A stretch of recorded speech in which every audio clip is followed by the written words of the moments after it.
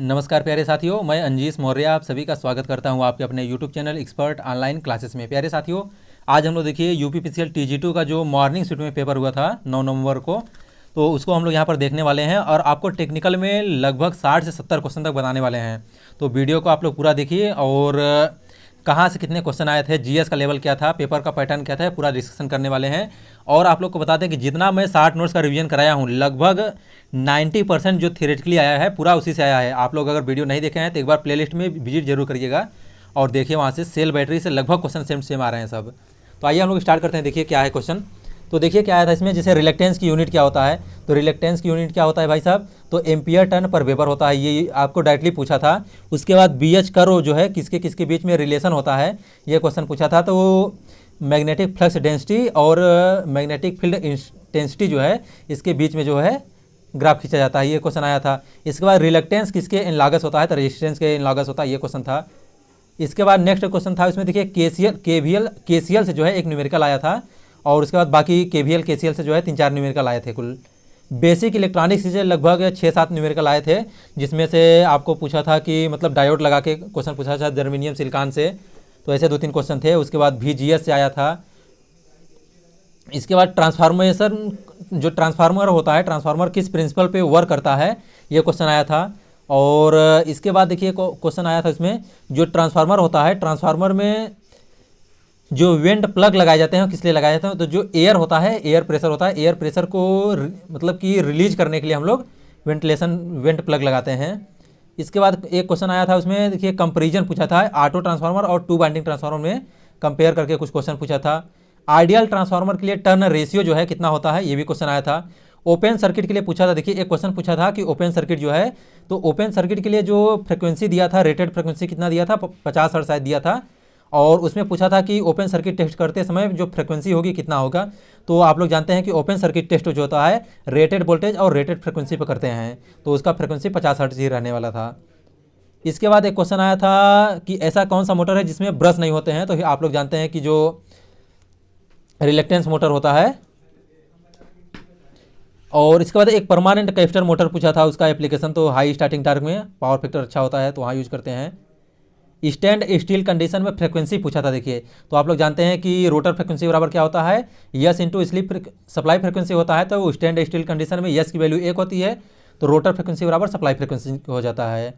और क्वेश्चन कहाँ से पूछा था, देखिए इसके बाद देखिए क्वेश्चन पूछा था कि स्लॉट एंगल के लिए पूछा था, तो उसमें शायद जो पोल दिया था 8 पोल के लिए दिया था, रोटर टीथ जो है स्लॉट दिया था 10 दिया था। तो आप लोग जानते हैं NS माइनस NR अपान NS इंटू NR इंटू 360 होता है, तो यहाँ से आप निकाल देंगे तो इसको शायद 6-9 आएगा। तो 9 चौक 36, 18 हो जाएगी, यस 8 हो जाएगा, हाँ शायद 9 आएगा। और कोरोना इफेक्ट्स का डायरेक्टली फार्मूला पूछा था, तो उसमें शायद डिफिनीशन पूछा था, तो मतलब hissing noise, produce of hissing noise, violet glow और फॉर्मेशन ऑफ ओजोन गैस जो है, इसको हम लोग कोरोना बोलते हैं।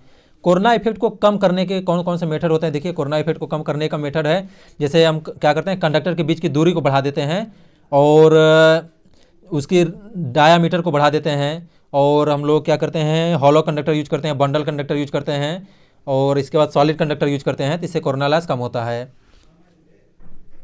स्ट्रिप अर्थिंग पूछा था, लो टेंशन केबल की रेटिंग पूछा था कितना है, तो उसमें लो टेंशन आप लोग जानते हैं कि लो टेंशन कितना होता है, 1 किलो वोल्ट से कम होता है। हाई टेंशन जो है 11 से 33 किलो वोल्ट तक होता है। और उसके बाद एक्स्ट्रा हाई टेंशन जो होता है, सुपर टेंशन होता है, तो जो है आपका 11 से 33 से 66 तक होता है। उसके बाद एक्स्ट्रा सुपर टेंशन जो होता है 66 से कितना 132, और इसके बाद एक्स्ट्रा हाई सुपर टेंशन जो होता है 132 से अबव होता है। इसके बाद जनरल केबल होता है, प्रेशर केबल होता है और उसके बाद ऑयल प्रेशर होता है। तो देखिए जनरल केबल 11 किलो वोल्ट तक, बेल्टेड केबल जो होता है 11 से 22 किलो वोल्ट तक, और स्क्रीन केबल जो होता है 22 से 66 किलो वोल्ट तक होता है। स्ट्रिप अर्थिंग से क्वेश्चन एक आया था, अर्थ इलेक्ट्रोड से क्वेश्चन आया था, UJT का सिंबल पूछा था। देखिए आपको एक सिंबल जो मैं कराया हूँ उससे, वहाँ से सिंबल से बता रहे थे कि लगभग 3-4 क्वेश्चन वहाँ सिंबल से आए थे, जो आपको IGBT, गेट, आपका ट्रायक, SCR, डायक, इन सभी का एक लगभग 7 मिनट का मैं वीडियो बनाया हूँ। उसमें पूरा जितने गेट हैं सबको बताया हूँ मैं, किस में कितना लेयर होते हैं ये सभी बताया हूँ, तो उसको आप लोग देख लीजिएगा। इसके बाद देखिए नेक्स्ट क्वेश्चन इसमें, यूजेटी का सिंबल पूछा था देखिए। और यूजेटी जो है कौन सा कंट्रोल डिवाइस होता है, तो करंट कंट्रोल डिवाइस होता है, आप लोग जानते हैं। देखिए जीटीओ का कंस्ट्रक्शन पूछा था, और जीटीओ जो है जीटीओ कंस्ट्रक्शन। एफईटी का फिगर पूछा था। देखिए एफईटी का फिगर जो है आप लोग जानते हैं कि एफईटी का फिगर क्या होता है। ये अगर अंदर ये जाएगा तो एनपीएन एन टाइप का एफईटी होता है, और जो है अगर ये करंट बाहर तरफ रहेगी तो पी टाइप का रहता है। दो बेस वाला कौन सा होता है, तो यूजेटी जो होता है इसमें डबल बेस हम लोग बोलते हैं सर्किट का। क्वेश्चन आया था। और क्या क्वेश्चन आया था भाई साहब, देखिए सभी क्वेश्चन जो है मतलब मेमोरी बेस्ड हैं जो क्वेश्चन है, देखिए बताया गया है। तो स्टार्टर का मेन काम क्या होता है, देखिए क्वेश्चन आया था स्टार्टर जो होता है, स्टार्टर का मेन काम क्या होता है, स्टार्टिंग करंट को रिलीज करना होता है। इसके बाद देखिए डेल्टा डेल्टा ट्रांसफार्मर पूछा था, और डेल्टा डेल्टा ट्रांसफार्मर है तो उस कंडीशन में जो है कितना आउटपुट मिलता है, तो आपको जानते हैं कि डेल्टा डेल्टा कनेक्शन होता है। अगर एक बाइंडिंग ब्रेक हो जाता है तो उस समय जो है 57.7 जो है % मिलता है आपको। स्टार कनेक्शन में करंट पूछा था। स्टार कनेक्शन में जो करंट होता है कैसे होता है, तो ये लाइन करंट और फेज करंट जो है दोनों बराबर होते हैं। स्टार डेल्टा में एक बाइंडिंग अगर ओपन हो जाता, अच्छा स्टार और डेल्टा स्टार्टर जो था उसमें पूछा था टार्क जो है कितना होता है। तो स्टार डेल्टा में देखिए डायरेक्ट ऑनलाइन स्टार्टर में जो टार्क का रेशियो होता है वो दोनों बराबर होते हैं, मतलब स्टार्टिंग टार्क जो होता है फुल लोड टार्क के बराबर होता है।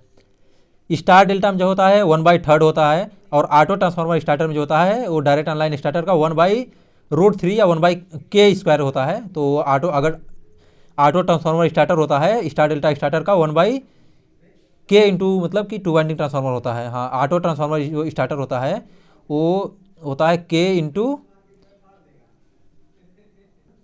तो k इंटू क्या होता है 2 बाइंडिंग ट्रांसफार्मर का होता है डायरेक्ट ऑनलाइन स्टार्टर का। तो यहाँ से क्वेश्चन ये पूछा था कि जो ऑटो ट्रांसफार्मर स्टार्टर है वो उसमें स्टार डेल्टा अगर स्टार्टर बनाना है तो हम के की वैल्यू कितना रखते हैं, तो के की वैल्यू कितना रखते हैं 0.58 रखते हैं, या तो फिर 1/√3 रखते हैं। अगर √3 के की जगह पर रख देंगे तो 1 इसका स्क्वायर हो जाता है, तो 1/3 इंटू डायरेक्ट ऑनलाइन स्टार्टर हो जाता है। तो यहाँ से ये क्वेश्चन बनता है, देखिए इंपॉर्टेंट है।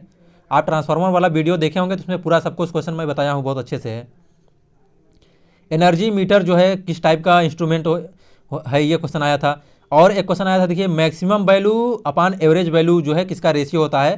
तो आप लोग जानते हैं देखिए मैक्सिमम वैल्यू क्या होता है, तो maximum value into average value को हम लोग peak factor into RMS value जो बोलते हैं, peak factor into RMS value, ठीक है।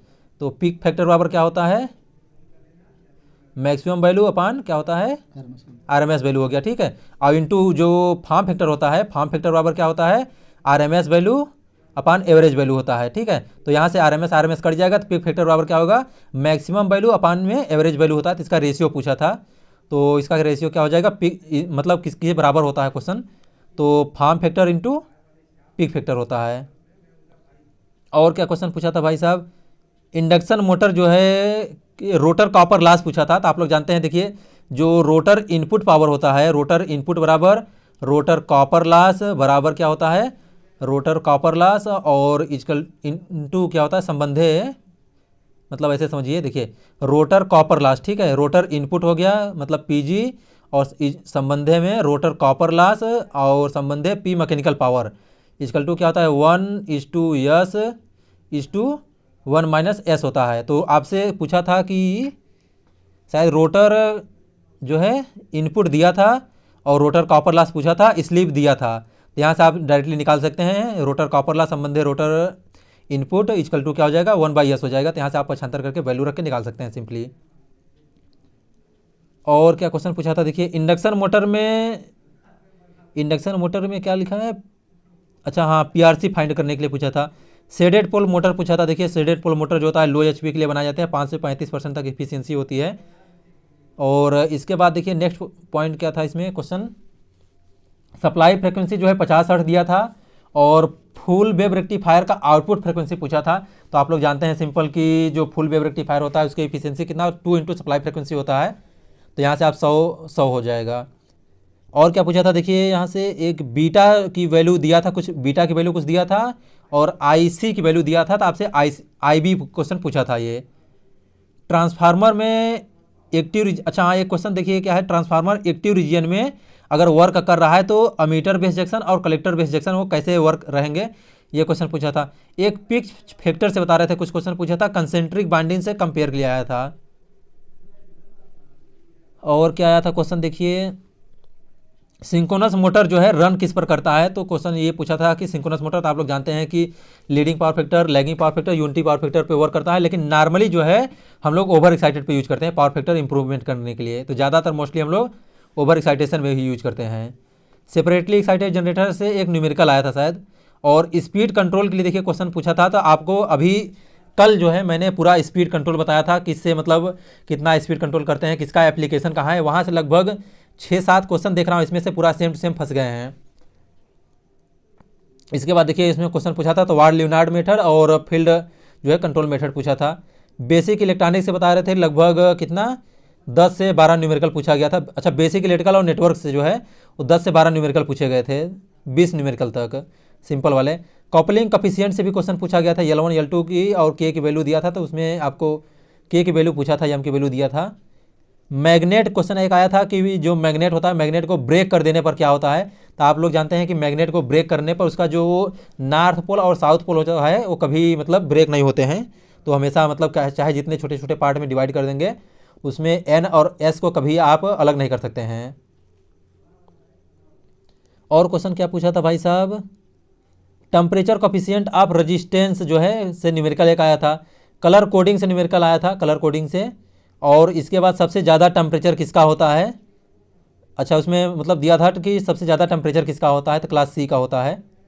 ठीक है, आपको बताया था, देखिए YAE/BFSC, वाई का जो होता है 90 होता है, ए का जो होता है 105 होता है, और ई का जो होता है 120 होता है, और YAE/B का जो होता है कितना होता है 130 होता है। और इसके बाद YAE/BF जो होता है, एफ का कितना होता है 155 होता है, और 155 से जो है जो एच होता है, एच का 180 होता है, 180 से एबव जो है वो सी का होता है। इसके बाद जो देखिए एक वल्कनाइज्ड इंडियन जो वल्कनाइज्ड रबड़ होता है उसका डाइलेक्ट्रिक कांस्टेंट पूछा था। तो देखिए कांस्टेंट उसमें 40 दिया था शायद, बता रहे थे, तो 40 जो है वो जाकर 30 से लेकर 50 के बीच में होता है किलोवोल्ट पर mm। एयर का डाइलेक्ट्रिक स्ट्रेंथ पूछा था, देखिए तो एयर का डाइलेक्ट्रिक स्ट्रेंथ आप लोग जानते हैं कि 30 किलोवोल्ट पर mm में होता है, या तो फिर इसको हम लोग 21 किलोवोल्ट पर mm में लिख सकते हैं RMS वैल्यू। ये मैक्सिमम वैल्यू होता है 30। मैक्सिमम स्ट्रेस किस पर होता है, देखिए तो केबल जो होता है, केबल पर मैक्सिमम स्ट्रेस होता है। और साफ्ट शोल्डर का टेम्परेचर पूछा था, तो 300 से कम ही रहता है, मतलब 400 भी दिया था, 450, तो 300 से कम रहता है किसके लिए, साफ्ट शोल्डर के लिए। लेड एसिड बैटरी से क्वेश्चन आया था उसमें, और Q बराबर NE से एक क्वेश्चन पूछा था। तो देखिए सेल और बैटरी से हर शिफ्ट में पेपर बन रहे हैं, अभी जो मैं और भी पहले एनालिसिस कराया हूँ सब में मतलब यहाँ से क्वेश्चन बन रहे हैं, तो सेल एंड बैटरी से क्वेश्चन बन ही रहे हैं। इसके बाद देखिए मरकरी वेपर लैंप से क्वेश्चन आया था कि एफिशिएंसी कितना 40 से 60 ल्यूमेन पर वाट होती है, और कहीं कहीं आप 75 ल्यूमेन पर वाट तक भी दिया रहता है। सभी दिशाओं में अगर समान रूप से जो है प्रकाश मिल रहा है, तो उसमें क्या होता है कि उसमें जनरल लाइटिंग सिस्टम जो होती है तो उसमें जो है यूज करते हैं। क्वेश्चन में ऑप्शन में दिया था जनरल लाइटिंग सिस्टम दिया था, डायरेक्ट दिया था, इनडायरेक्ट। तो डायरेक्ट में क्या होता है 90% जो है वर्किंग प्लेन पे पड़ता है, तो इसमें क्या था जनरल लाइटिंग सिस्टम में क्या होता है चारों दिशाओं में समान रूप से लाइट पड़ती है। इसके बाद देखिए क्वेश्चन क्या है, फ्यूज की प्रॉपर्टी क्या होता है। देखिए फ्यूज की प्रॉपर्टी जो है क्वेश्चन आया था, तो फ्यूज की प्रॉपर्टी के लिए जो है लो मेल्टिंग पॉइंट होना चाहिए, लो मेल्टिंग पॉइंट होना चाहिए, हाई कंडक्टिविटी होना चाहिए, और रजिस्टिविटी जो है वो ज़्यादा रहना चाहिए। ठीक है, फ्यूज से आया था क्वेश्चन। और इसके बाद क्या आया था क्वेश्चन, देखिए एडिशन सेल किसे कहते हैं। अच्छा, एक क्वेश्चन और है, टंगस्टन जो है, टंगस्टन का फिलामेंट जो है उसकी प्रॉपर्टी पूछा था, तो हाई रेजिस्टेंस होना चाहिए, लो टेम्परेचर कोफिशिएंट होना चाहिए, और हाई मेल्टिंग पॉइंट होना चाहिए। एडिशन सेल किसे कहते हैं, तो निकल आयरन को एडिशन सेल बोलते हैं। और क्या है देखिए इसमें अर्थ रेजिस्टेंस की वैल्यू जो है मिनिमम पूछा था, तो किसके लिए पूछा था, वैल्यू कुछ दिया होगा, तो उसका शायद 1 जो है मतलब मिनिमम वैल्यू 1 था, तो 1 हो जाएगा वो। इंसुलेशन रेजिस्टेंस जो है मेगर के लिए यूज करते हैं, तो हम लोग। और इसके बाद देखिए क्या है कि बीटा की वैल्यू जो है 250 दिया था, तो गामा का वैल्यू पूछा था, तो आप लोग जानते हैं कि जो गामा होता है, गामा इक्वल टू 1 + बीटा होता है, 251 हो जाएगा। कौन से कनेक्शन का जो वोल्टेज गेन होता है 1 से कम होता है, तो आप लोग जानते हैं कि कॉमन कलेक्टर का जो है वोल्टेज गेन 1 से कम होता है। ठीक है, तो इसको भी ध्यान रखिए। GTO जो है कैसा डिवाइस होता है, तो GTO आप लोग जानते हैं यूनिपोलर डिवाइस, यूनिडायरेक्शनल होता है। GTO जो है देखिए लेयर 4 होते हैं, और जंक्शन 3 होते हैं, टर्मिनल 3 होते हैं, एनोड कैथोड गेट, और बाईपोलर और यूनी डायरेक्शनल होता है। ये मैं देखिए पूरा आपको बता रहा हूँ कि पूरा मतलब कि SCR, ट्रायक, डायक, BJT, FET, MOSFET, UJT, ये सभी जो है लगभग 10 मिनट का शायद वीडियो है। 10 मिनट में पूरा मतलब सबको बताया कितने लेयर होते हैं, कितने टर्मिनल होते हैं, कौन कौन सा कंट्रोल होता है, ये सभी पूरा बहुत अच्छे से बताया हूँ। लगभग काफ़ी लोग देखे भी हैं, तो आप लोग उसको जरूर देख लीजिएगा। एग्जाम देने से पहले एक बार जरूर देखिएगा, 100% क्वेश्चन आ रहा है वहाँ से। इसके बाद देखिए योग का फंक्शन पूछा था, तो योग का फंक्शन क्या होता है, तो मोटर को जो है एक्सटर्नल में या मैकेनिकल प्रोटेक्शन से, डस्ट वस्ट से बचाने के लिए हम लोग यूज करते हैं। डीसी मशीन क्या करता है, तो डीसी मशीन क्या करता है, तो मैकेनिकल एनर्जी को जो है इलेक्ट्रिकल एनर्जी में कन्वर्ट करता है। ठीक है, उसके बाद फॉरवर्ड बायस में कैसे होता है, तो आप लोग जानते हैं एनोड को पॉजिटिव से और कैथोड को नेगेटिव जोड़ते हैं, तो फॉरवर्ड बायस में होता है। एक क्वेश्चन आया था कि 8 पॉइंट जो है 8 पॉइंट दिया था पावर सब सर्किट के लिए, ठीक है, और इसमें जो है और कितना पावर मतलब कि पॉइंट ऐड कर सकते हैं, तो आप लोग जानते हैं सब सर्किट में 10 पॉइंट होता है, तो 2 पॉइंट अप और ऐड कर सकते हैं। ठीक है, 10 पॉइंट होता है, 800 वाट तक यूज करते हैं। और उसके बाद अगर यही पावर सर्किट होता है, पावर सर्किट रहता है, तो उसमें कितना हम लोग 2 पॉइंट यूज करते हैं और 3000 वाट तक यूज करते हैं। इसको ध्यान रखिएगा आप लोग। और क्या है, मेगर जो है कितने कॉयल होते हैं, क्वेश्चन पूछा था कि मेगर में कंट्रोलिंग जो है कितने कॉयल के द्वारा करते हैं। मेगर में कॉयल पूछा था, देखिए मेगर में कॉयल जो है हम लोग कंट्रोलिंग के लिए यूज ही नहीं करते हैं। ठीक है, तो उसमें क्या हो जाएगा, 0 हो जाएगा अगर होगा ऑप्शन में तो। इसके बाद देखिए कंप्यूटर से आया था, कंप्यूटर से वेब ब्राउजर से, इंटरनेट से, मेमोरी से, हार्डवेयर से, MS Word, Excel, power point और फुल फॉर्म से, इन सभी से क्वेश्चन आया था। और लैंग्वेज से भी एक आध दो क्वेश्चन आए थे। ठीक है, तो कहना ये है कि जो कंप्यूटर था, कंप्यूटर पेपर इजी था मॉर्निंग शिफ्ट में। और हिंदी की बात करते हैं, देखिए हिंदी जो है पैसेज 5 नंबर का मतलब पैसेज था। और सेंटेंस को शुद्ध अशुद्ध करने के लिए 5 क्वेश्चन थे। पर्यायवाची जो है 2 क्वेश्चन पर्यायवाची से, विलोम शब्द से 1 क्वेश्चन और लोकोक्तियाँ से जो है ये 2 क्वेश्चन थे। इसके बाद जीएस और रीजनिंग से देखिए पॉलिटी से था। और इसके बाद प्लेयर्स के नेम से 1-2 क्वेश्चन थे। और इसके बाद जो है देखिए डांस से जो है 1 क्वेश्चन था। इसके बाद ब्लड रिलेशन से, नंबर सीरीज से, अल्फ़ाबेट से और मिसिंग नंबर से रीजनिंग में आ रहे थे क्वेश्चन यहाँ से। और इंग्लिश से देखिए पैसेज से आया था, और ईरर से, एनलॉजी से, और इसके बाद synonym, antonyms, one word substitution, इन सभी क्वेश्चन आ रहे हैं। तो कहने का मतलब है, जहाँ तक मुझे लगता है कि पेपर जो है इजी था भाई, मतलब कि इजी था। जो डाटा वाले वैल्यू थे वो सब आए थे, तो थोड़ा थ्योरेटिकली था।